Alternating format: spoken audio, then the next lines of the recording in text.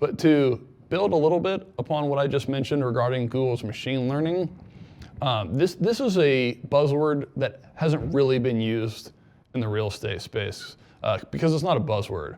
AI, artificial intelligence, these are buzzwords. Machine learning is what makes AI work, right? So what we've done is taken Google's open source machine learning program. We have run millions of conversations with leads through it. And what this technology does is it optimizes the conversations based off of which talk tracks, which words, which verbiage actually translates to a higher percentage of hot leads. So by using machine learning and natural language processing, our AI assistant is having what otherwise feels like a real life conversation with your leads.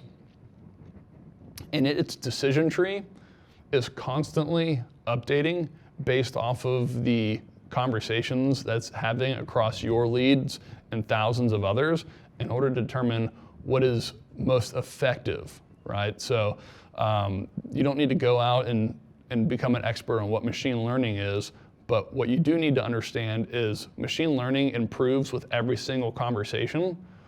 Keyword and drip campaign style follow-up plans never improve until you improve it yourself, right? So that's the key differentiator.